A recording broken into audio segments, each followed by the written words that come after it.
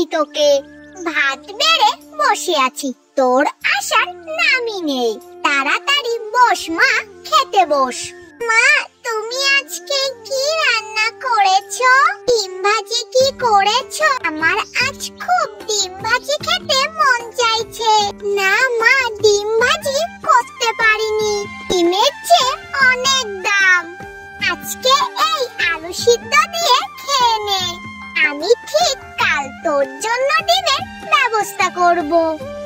আমি খাবো না, তুমি প্রত্যেকদিন এই আলু সিদ্ধ দিয়ে আমাকে ভাত দাও, আর প্রত্যেক দিনই বলো কালকে ডিম ভাজি দেবে, কিন্তু সেই কাল আর কখনোই আসে না।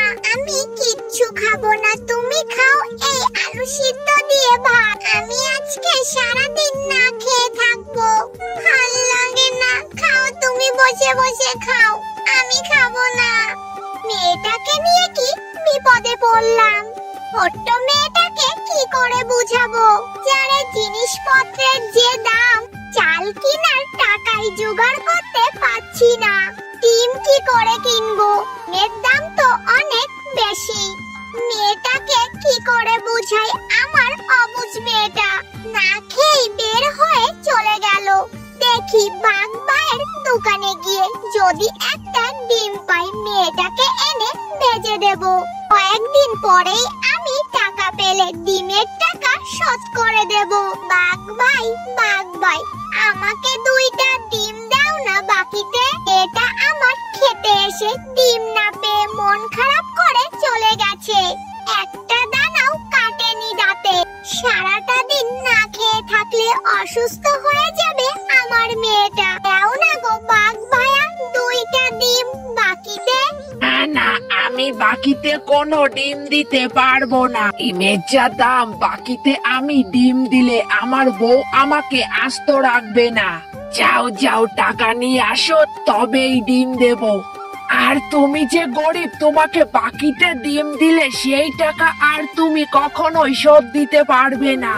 যাও তো যাও, আমার অন্য খদ্দেররা দাঁড়িয়ে আছে। বাঘ ভাইয়া, আজ আমার কাছে টাকা নেই বলে তুমি আমাকে এইভাবে অপমান করতে পারলে? আচ্ছা ঠিক আছে, আমি টাকা দিয়েই তোমার কাছ থেকে ডিম নিয়ে যাব। আচ্ছা আমি। মিনা, মিনা, কি করছিস এখানে বসে বসে? কি রে, তোর কি মন খারাপ? হ্যাঁ রে, আমার খুব মন খারাপ।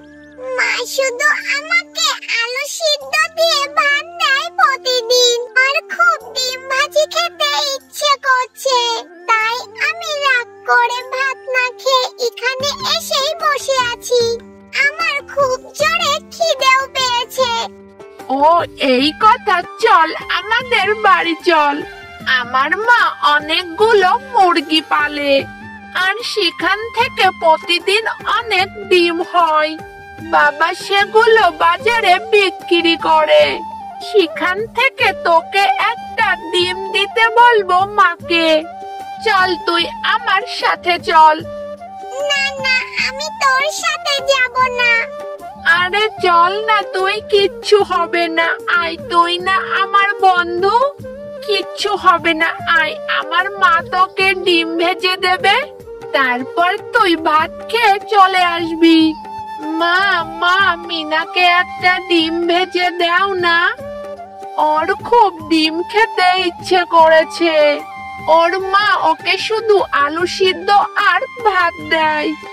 ও খুব কান্না করছিল আর মন খারাপ করছিল। কি বলছিস? ডিমের দাম তুই জানিস? ডিম ভাজি করে ভাত দাও, ওরে বাপ রে বাপ।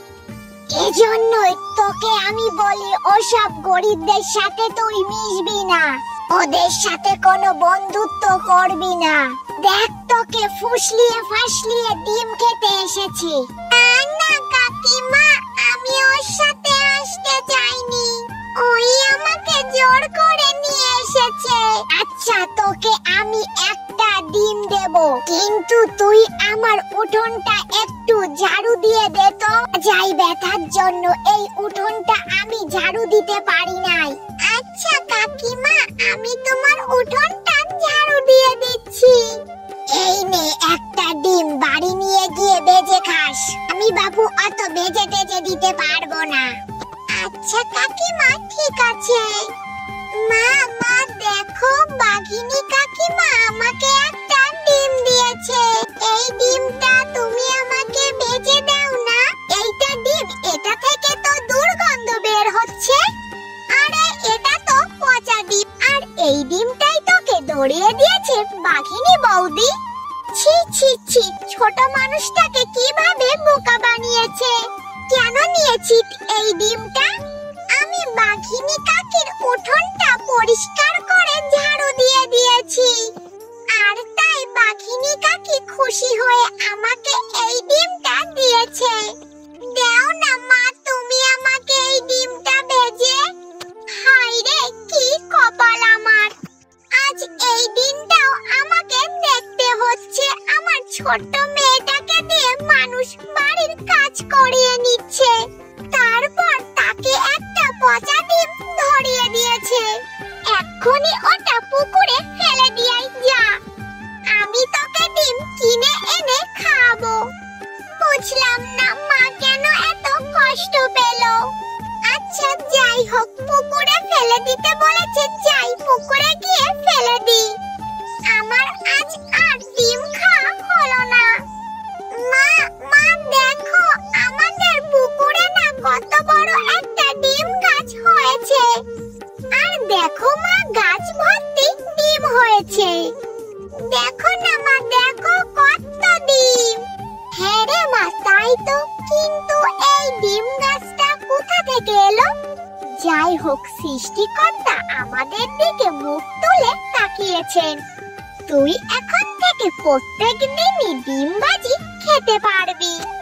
আর ডিমের যা দাম, আমরা এই ডিম বিক্রি করে নিজেরাও খুব ভালোভাবে বাঁচতে পারবো।